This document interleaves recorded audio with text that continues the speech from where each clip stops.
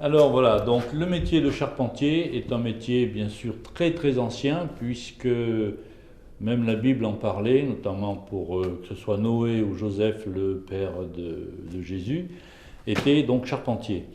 Euh, Pourquoi ce métier est si ancien? Parce que le matériau de construction, il servait au chauffage, à la construction, le bois était une matière essentielle et principale, surtout dans toute l'Europe et ailleurs. Dans les régions désertiques, peut-être moins, mais par chez nous, c'était très très important. Le métier, à travers l'emploi du bois, a pris de l'importance au moins jusqu'à la fin du Moyen Âge de façon intense, parce que toutes les constructions étaient en bois ou avaient beaucoup de bois dans leur conception, notamment la maison à colombage, qui a été le développeur principal du métier de charpentier. Puis le métier a continué et il continue toujours. Il allie en même temps le traditionnel et la modernité, puisqu'il s'adapte aux nouvelles technologies. Et on pratique le métier toujours de la même manière, avec les moyens du moment.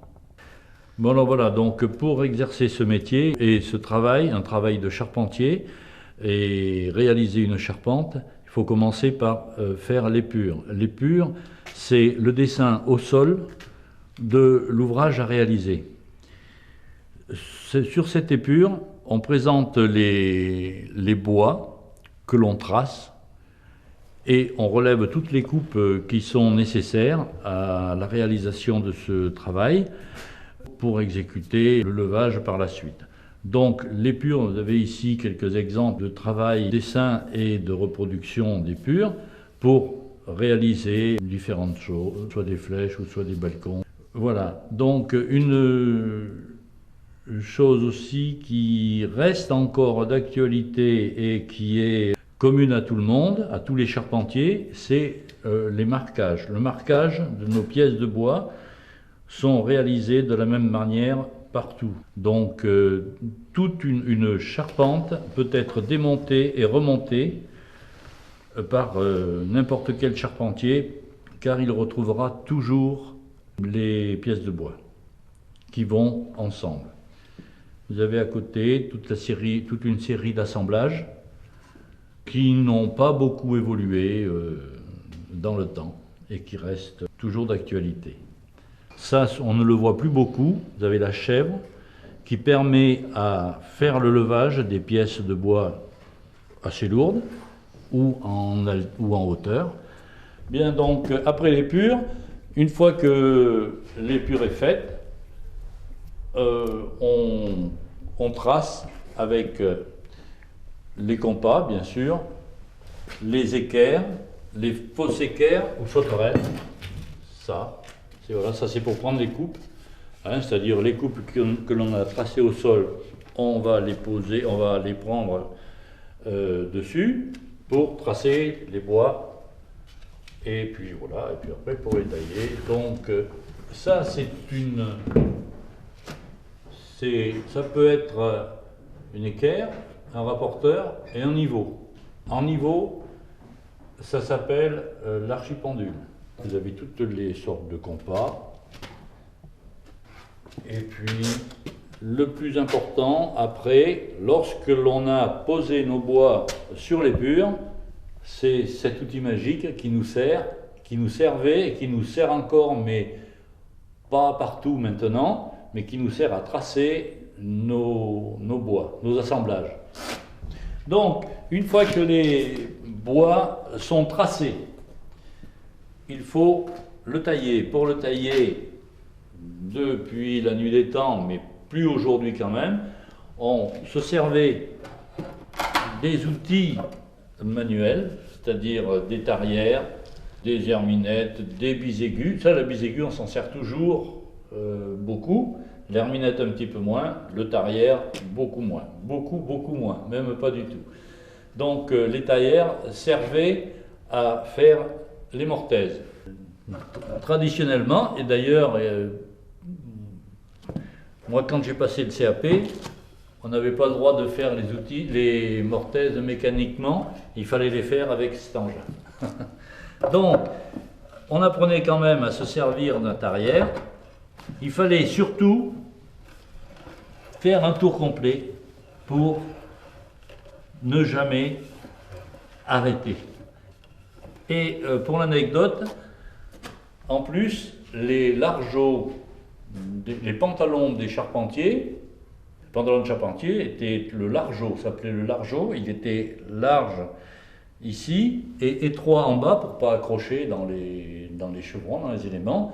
Et surtout, il avait la braguette inversée, de façon à ce qu'en tournant le tarière, ça n'accroche pas la braguette. Voilà. Donc, l'herminette, ici, servait à équarrir les bois. Aujourd'hui, ça ne sert plus beaucoup. On s'en servait, moi je m'en suis servi, on s'en servait surtout pour vieillir les bois. Et donc, on avait une position bien définie. Et voilà, ça se faisait. Voilà, donc aujourd'hui par contre, pour tailler, ben, c'est complètement différent. Les outils ne sont pas là parce que c'est des outils mécaniques et d'actualité. Et aujourd'hui, on va encore, je dirais presque, enfin pas à regret, mais c'est l'évolution. Et aujourd'hui, ben, la robotique remplace de plus en plus le charpentier, malheureusement, dans tout le travail de taille. Pas de pose bien sûr, mais de taille. Ça prend de plus en plus d'ampleur. Donc, une fois que l'on a fini avec le tarière de faire des trous pour faire la mortaise, il faut prendre la bise aiguë, ne pas se marier avec, c'est-à-dire ne jamais la prendre comme ça. Ça, c'est une tradition, c'était une règle, donc on ne discute pas, on applique la règle, mais je pense que la raison était tout simplement pour ne pas se laisser emporter, parce que si on est comme ça, on ne peut plus se dégager de la bise aiguë. Alors que si on est comme ça, le moindre souci, voilà, c'est de la sécurité en fait. Donc, on a un côté sur la bise aiguë qui est ciseau à bois, qui sert à faire ici ou là, enlever les restes de bois. Et ce côté-ci, c'est le bédane, qui lui sert à finir les bords de la mortaise, qui se comporte de la gorge d'un côté et de l'about de l'autre. Donc voilà, ici vous avez une croix de Saint-André avec ses tenons.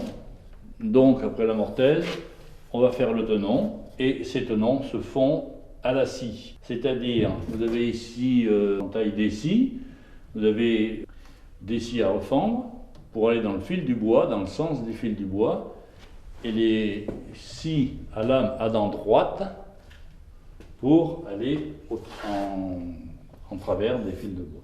Donc les scies à dents droite servaient à faire les arasements, c'est-à-dire à couper dans ce sens-là, et les scies à refendre permettaient de tailler dans ce sens-là. Voilà, donc le passe-partout, c'est pas en premier lieu un outil de charpentier, mais il pouvait avoir des billes à couper. Ça c'est la scie de long, hein. Pour faire les pièces de charpente, ça remplaçait la scierie, ça. Hein. Voilà pour les outils essentiels du charpentier. Bien sûr, après vous avez tous les outils de levage, les marteaux, les masses, tout ce que vous voulez.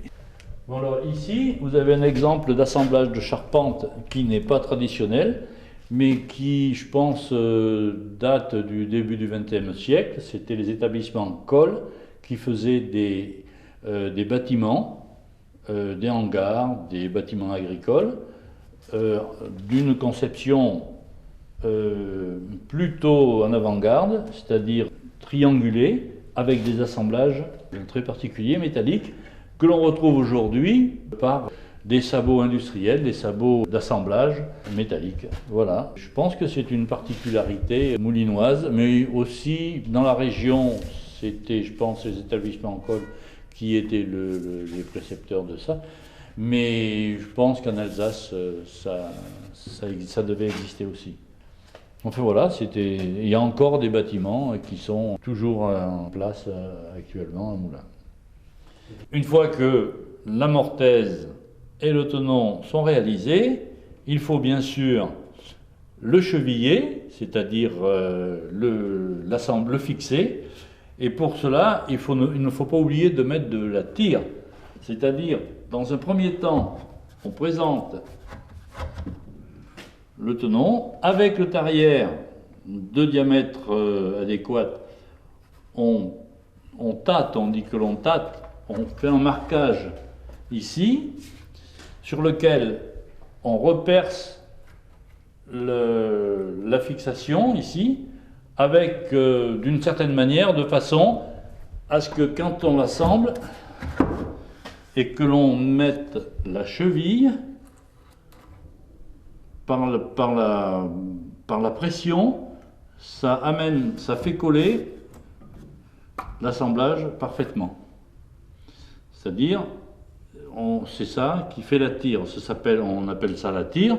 Évidemment, c'est un jargon particulier, c'est un langage technique. C'est pas très français peut-être, mais on dit qu'on met de la tire et ça permet à faire coller parfaitement les assemblages parce que ça fait comme un serre-joint.